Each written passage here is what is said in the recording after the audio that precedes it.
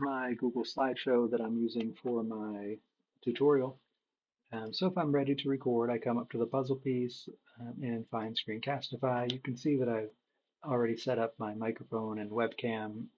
So you can choose this tab or full screen to begin your recording. Then you click record. When you're finished your tutorial, you come back up here and you'll stop recording and then find the link to create to share your tutorial or your video of your tutorial. For now, I'm obviously using a different program to record, so I'm just going to keep on going with showing you how to create your actual tutorial. The two parts that I've already done is typing out the instructions. So all this is just regular typing into the Google Slides. You can see I've put a couple of pictures within that text, and I just do that by hitting enter a couple extra times to leave space. On this side is a screenshot from Canva.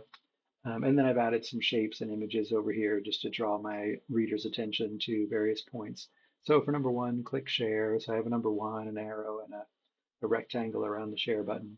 So I'm just going to do a quick demo for how to do those things. So I'll start with a shape, and you can use whatever shape you want. I usually stick to rectangles and ovals, but of course you can do anything. So I'm going to come down and do number two, click public view link. So I'm going to put a circle over public view link. You'll see that when I first create it, it's solid. So I have to come up to this paint bucket to change the fill to be transparent. And then since I don't think this black circle is particularly eye-catching, I'm going to change it to be red, and I'm going to make it a little bit thicker. And then, of course, you could just leave it at that. If you want to draw the arrow, come over to the line tool, switch it to an arrow, and simply draw the arrow to your shape. And again, same thing, I can change the color and the thickness. And the last thing, if you think you need it, there are a lot of ways to draw your reader's attention. You can actually make this line go from the number that you're where the text instructions are straight over to the image. You've probably seen tutorials like that. You can also do what I've done here and go do insert image, search the web, and I've searched for red one. You can see there's a two that comes up in the results as well.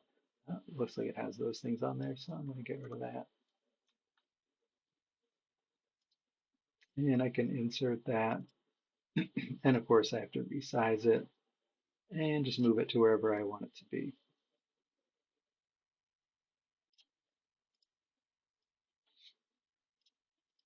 And then I would just keep going with my, if here I don't need it, right? I have the next instruction has its own picture, and number four also has its own picture. So I'm ready to move on to my next page.